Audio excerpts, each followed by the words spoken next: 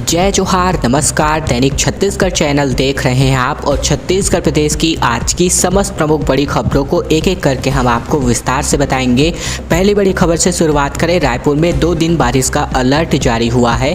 बंगाल की खाड़ी से उठ रही ठंडी हवाओं की वजह से अंधड़ चला, जबकि राजधानी और दुर्ग समेत कुछ जिलों में अभी भी बरसात की संभावना जताई जा रही है। दरअसल छत्तीसगढ़ में एक बार फिर से मौसम में बदलाव हुआ है।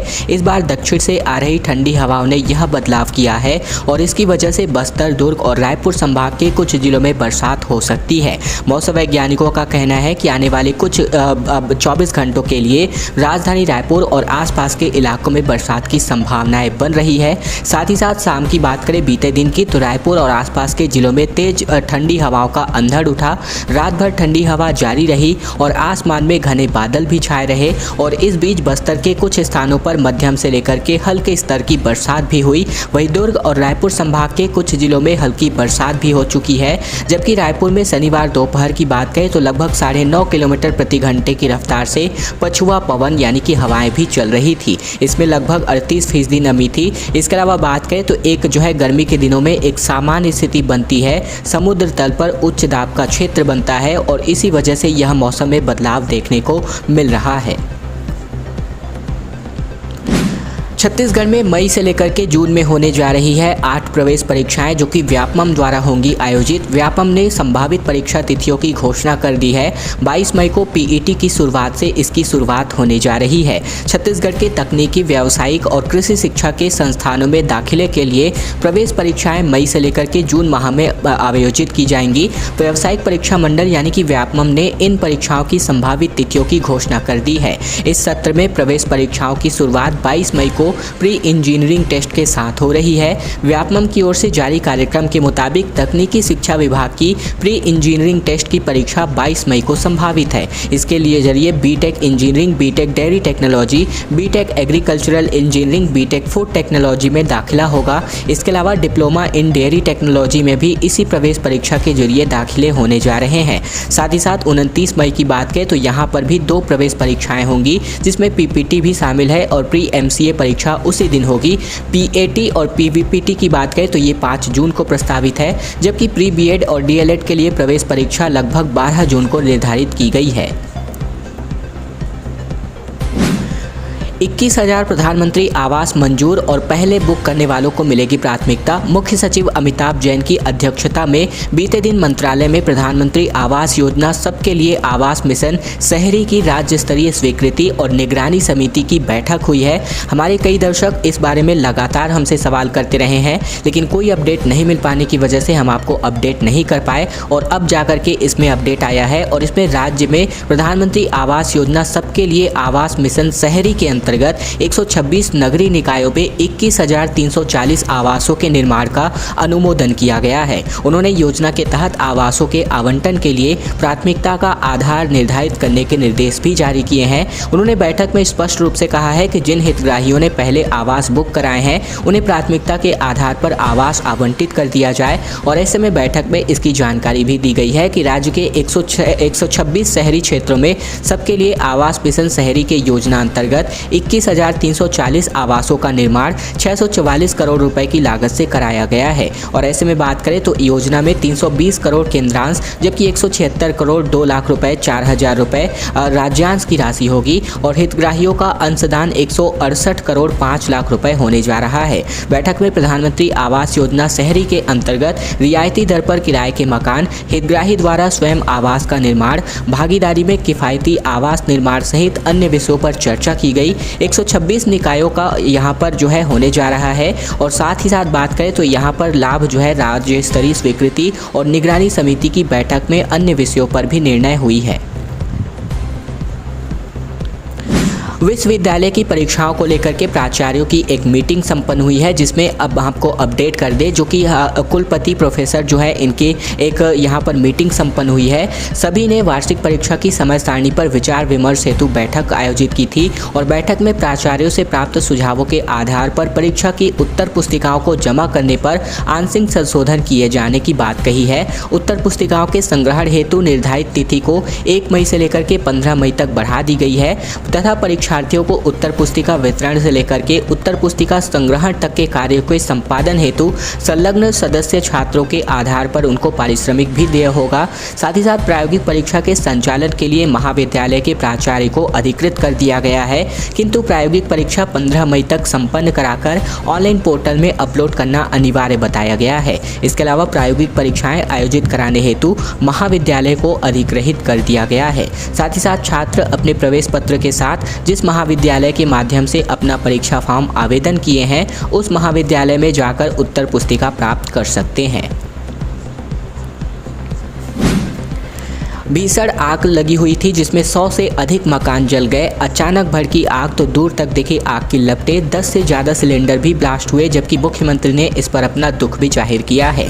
छत्तीसगढ़ के दुर्ग जिले में एक बस्ती में भीषण आग लगने की मामले की घटना जो है सामने आ रही है, जिसमें 100 से ज़्यादा कच्चे मकान जल गए, वहीं 10 से ज़्यादा सिलेंडर इसमें ब्लास्ट भी हुए हैं। हालांकि अब तक किसी के हताहत होने की कोई खबर नहीं है, मगर आग लगने से यहाँ रहने वाले लोगों को काफ़ी ज़्यादा नुकसान हुआ है। हादसा छावनी थाना क्षेत्र का हुआ है, जहां पर मुख्यमंत्री भूपेश बघेल ने घटना पर दुख व्यक्त किया है और घायलों के उचित इलाज के लिए कलेक्टर को निर्देशित भी किया है। साथ ही साथ जानकारी के मुताबिक सूर्यानगर बस्ती में दोपहर के वक्त सभी अपने अपने काम में व्यस्त थे। इसी दौरान तकरीबन 2:45 पर एक घर में आग लगी, फिर वह आग बढ़ती चली गई, जिसके बाद से तकरीबन धीरे धीरे 100 से ज़्यादा घरों को इस आग ने अपनी चपेट में ले लिया और बताया जा रहा है कि इस आग के अंतर्गत कुल मिलाकर 10 से ज़्यादा सिलेंडर ब्लास्ट हुए हैं। स्वच्छता को लेकर के एक महत्वपूर्ण पहल की गई है, जिसमें 1 किलो यूज्ड और नॉन यूज्ड पॉलीथीन लाइए और आपको मिलेगा 1 प्लेट पोहा और समोसा। दरअसल बात कर रहे हैं, अगर आप 1 किलो नॉन यूज्ड और या फिर यूज्ड पॉलीथीन डिस्पोजेबल सामान लाते हैं, तो यानी कि कुल मिलाकर कचरा लाते हैं जो पॉलीथीन से संबंधित है, तो वो आपको 1 प्लेट नाश्ता जो है मुफ्त में करा सकता है। यह स्कीम रायपुर नगर निगम लेकर आ रही है। शहर को स्वच्छ और पॉलीथीन मुक्त बनाने के उद्देश्य से नगर निगम की ओर से मुफ्त नाश्ता देने की योजना शुरू की गई है। दरअसल बीते दिन इसको जो है शास्त्री बाजार में फूड बैंक खोला गया है। महापौर एजाज ढेबर ने इसका लोकार्पण करते हुए इसकी घोषणा भी की है और कहा है कि 1 किलो प्रतिबंधित पॉलीथीन जमा करने पर फूड बैंक की ओर से 1 प्लेट नाश्ता मुफ्त में दिया जाएगा। इसके अलावा अंबिकापुर के बाद रायपुर प्रदेश में दूसरा शहर है जो इस तरह की पहल कर रहा है। शहर में कई महिला स्व सहायता समूहों की ओर से फूड बैंक चलाया जा रहा है और नाश्ते में पोहा या फिर समोसा दिया जाएगा। इसके अलावा फ्री गैस कनेक्शन की बात करें, जो कि पार्षद द्वारा मुहैया कराई जा रही है। भिलाई में पूर्व मुख्यमंत्री डॉक्टर रमन सिंह ने इस योजना का शुभारंभ किया है। जिसके पास गैस सिलेंडर नहीं है, ऐसे हर घर को गैस सिलेंडर उपलब्ध कराया जा रहा है। अब तक आपने देखा होगा कि शासन स्तर पर गरीब लोगों के लिए अलग अलग योजनाएं चलाई जाती हैं। भिलाई में एक पार्षद ऐसे भी हैं जिन्होंने अपने मत से वार्ड के लोगों के लिए एक अनोखी योजना की शुरुआत की है। इस योजना का नाम Pandit Deendayal Upadhyay free gas connection योजना रखा गया है। इस योजना की शुरुआत पूर्व सीएम डॉक्टर रमन सिंह ने की है। इस योजना के तहत उन लोगों को फ्री गैस कनेक्शन मिलेगा जिसके घरों तक अब तक गैस कनेक्शन नहीं उपलब्ध हो पाया है। भिलाई नगर पालिका निगम के अंतर्गत बात करें तो रामनगर के पार्षद व पूर्व नेता प्रतिपक्ष रिकेश सेन ने अपने वार्ड के जरूरतमंद व गरीब परिवार के लिए यह योजना की शुरुआत की है और इस योजना की शुरुआत पूर्व मुख्यमंत्री डॉक्टर रमन सिंह ने की है। और अब बात करते हैं राजीव गांधी किसान न्याय योजना की किस्त में कटौती का आरोप लगाते हुए भाजपा किसान मोर्चा ने प्रदेश भर में किया प्रदर्शन। पुतला फूंकने में पुलिस भी यहां पर झड़प में शामिल रही। दरअसल बात कर रहे हैं, राज्य सरकार की महत्वाकांक्षी राजीव गांधी किसान न्याय योजना की चौथी किस्त में कटौती का आरोप लगा है। भारतीय जनता पार्टी किसान मोर्चा ने इसके विरोध में प्रदेश भर में प्रदर्शन किया है।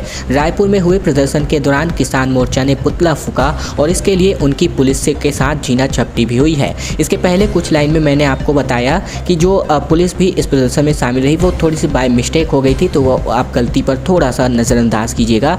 ऐसे में बात करें तो रायपुर के श्याम टॉकीज के पास इकट्ठा हुए किसान मोर्चा के पदाधिकारियों और कार्यकर्ताओं ने इस प्रकार का प्रदर्शन किया। उन्होंने पुतला जलाया और जिसको लेकर के उनकी पुलिस के साथ झड़प भी हुई। बाद में कार्यकर्ता सड़क पर बैठकर नारेबाजी करने लगे। भाजपा किसान मोर्चा के प्रदेश उपाध्यक्ष गौरी शंकर श्रीवास के मुताबिक प्रदेश के किसानों को राजीव न्याय योजना की अंतिम किस्त की राशि में 30 से 40% की कटौती की गई है।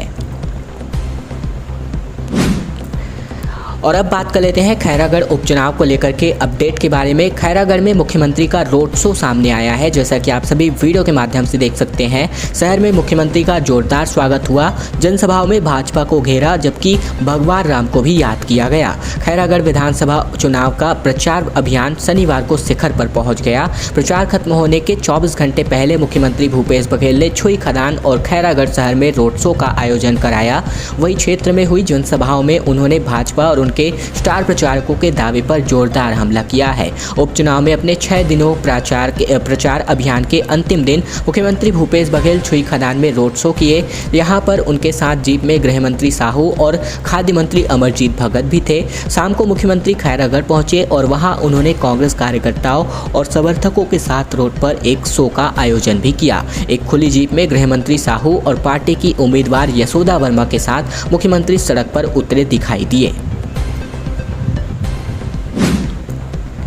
और अब बात करते हैं जीवनदायिनी हमारी महानदी के बारे में, जो कि जिनका उद्गम सूख चुका है। 900 किलोमीटर लंबी है, पूरे प्रदेश में बहती है और 1 किलोमीटर तक चौड़ी है, जबकि 22 जिलों की जीवनदायिनी इनको कहा जाता है। छत्तीसगढ़ की जीवनदायिनी मानी जाने वाली यहाँ की सबसे बड़ी नदी यानी कि महानदी गर्मी की शुरुआत में ही उद्गम से कुछ किलोमीटर तक पूरी तरीके से सूख गई है। हमारी टीम ने सिहावा पर्वत श्रेणी में स्थित सिंह ऋषि आश्रम में स्थित उद्गम कुंड तक पहुँचा और जिसमें काफ़ी कम पानी था। ऐसे में यहाँ से गणेश घाट के पास जहाँ महानदी अचानक प्रकट होती है, वह भी पूरी तरीके से सूख चुका था। हालांकि अभी इस वक्त जो आप वीडियो देख रहे हैं वो कुछ दिन पहले का है, तो ये आप थोड़ा सा सांकेतिक तौर पर ले सकते हैं। इसके अलावा बात करें तो यहाँ से तकरीबन 60 किलोमीटर दूर धमतरी के कोलियारी में भी महानदी की पाट लगभग 1 किलोमीटर की चौड़ी है, लेकिन पानी सकरे नाले की तरह ही बह रहा है। विशेषज्ञों की माने तो महानदी के सूखने से प्रदेश के बड़े हिस्से में पीने के पानी और निस्तारी के लिए ही बांधों से पानी छोड़ने की स्थिति बन सकती है।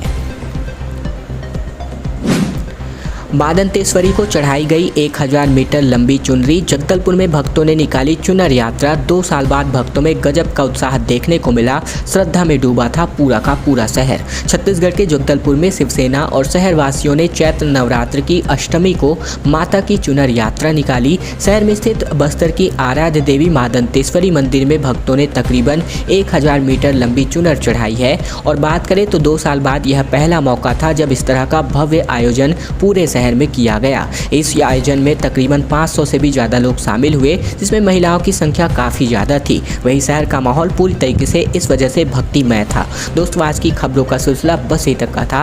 वीडियो पसंद आया तो नीचे लाइक बटन है, जिसे दबाकर इस वीडियो को आपको बहुत ही छोटा सा लाइक करना है।